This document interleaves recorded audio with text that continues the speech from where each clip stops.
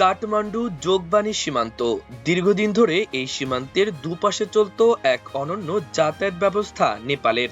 ভারতের বিহারের যোগবাণী থেকে নেপালের রানী পর্যন্ত যাত্রীদের নিয়ে যেতেন ভারতীয় রিকশাওয়ালারা। সকাল থেকে সন্ধ্যা পর্যন্ত তাদের রিকশার চাকা ঘুরত দুই দেশের মধ্যে।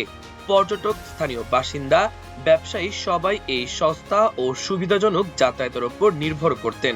কিন্তু হঠাৎ করেই সেই ছবি বদলে গেছে। নেপালের প্রধানমন্ত্রী বালেন শাহের নেতৃত্বাধীন সরকার ভারতীয় রিকশাওয়ালাদের এখন আর নেপালের ভূখণ্ডে প্রবেশের অনুমতি দিচ্ছে না। এই সিদ্ধান্তের ফলে শত শত ভারতীয় পরিবারের জীবিকা একেবারে বিপন্ন হয়ে পড়েছে। যারা সকালে রিকশা নিয়ে বের হতেন তাদের অনেকেই এখন বেকার বসে আছেন। কেউ কেউ বলছেন, রোজগার বন্ধ হয়ে গেলে সংসার চলবে কি করে? ছেলেমেয়েদের পড়াশোনা, বাড়ির খরচ সবই তো এই রিকশার ওপর নির্ভর ছিল। স্থানীয় সূত্রগুলি জানাচ্ছে, এই নিষেধাজ্ঞা শুধু রিকশায় সীমাবদ্ধতা নয়, নেপাল সরকার ভারতীয় যানবাহনের জন্য অনলাইন কাস্টম সিস্টেম ও ডিজিটাল ট্র্যাকিং ব্যবস্থা চালু করতে যাচ্ছে, যা একতরফাভাবে ভারতীয় ব্যবসায়ী ও পর্যটকদের ওপর অতিরিক্ত চাপ সৃষ্টি করবে। অথচ নেপালি যানবাহন ভারতে প্রবেশ করার ক্ষেত্রে এমন কোনো জটিলতা তৈরি করা হয়নি। এই ধরনের পদক্ষেপকে ভারত একতরফা শত্রুতা হিসেবে দেখছে। দুই দেশের মধ্যে ঐতিহাসিক, সাংস্কৃতিক ও অর্থনৈতিক সম্পর্কের মধ্যে এমন অসম ব্যবহার কেন করা হচ্ছে তা নিয়ে প্রশ্ন উঠছে। রিকশাওয়ালাদের শতাধিক পরিবার এখন চরম অনিশ্চয়তার মধ্যে দিন কাটাচ্ছেন। সীমান্ত এলাকার ছোট ছোট দোকানদারদের ব্যবসাও প্রভাবিত হয়েছে,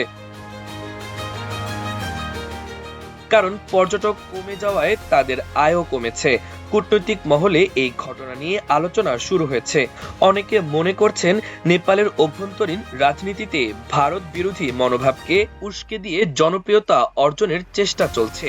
প্রধানমন্ত্রী বালেন শাহের নেতৃত্বে এমন সিদ্ধান্তগুলি নেপালের কিছু অংশের জাতীয়তাবাদী আবেগকে তুষ্ট করতে পারে, কিন্তু দীর্ঘমেয়াদী দুই দেশের সাধারণ মানুষের সম্পর্ক ক্ষতিগ্রস্ত করবে। ভারত নেপাল সম্পর্ক সবসময় রুটি বেটির সম্পর্ক হিসেবে পরিচিত। খোলা সীমান্ত, সাংস্কৃতিক মিল, অর্থনৈতিক নির্ভরশীলতা এইসবই দুই দেশকে আলাদা করে রেখেছে। কিন্তু সাম্প্রতিক বছরগুলিতে কয়েকটি ঘটনায় এই সম্পর্কে চির ধরেছে। ভারত সরকারের পক্ষ থেকে এখনো কোনো আনুষ্ঠানিক প্রতিক্রিয়া জানানো হয়নি, তবে স্থানীয় প্রশাসন ও বিহার সরকার এই বিষয়ে নজর রাখছে। কূটনৈতিক বিশেষজ্ঞরা বলছেন, ভারতের উচিত দৃঢ় কিন্তু কূটনৈতিকভাবে পরিপক্ক পদক্ষেপ নেওয়া, যেমন নেপালি যানবাহনের ওপর অনুরূপ নিয়ন্ত্রণ আরোপ, সীমান্ত বাণিজ্যে সুবিধা পুনর্বিবেচনা ইত্যাদি।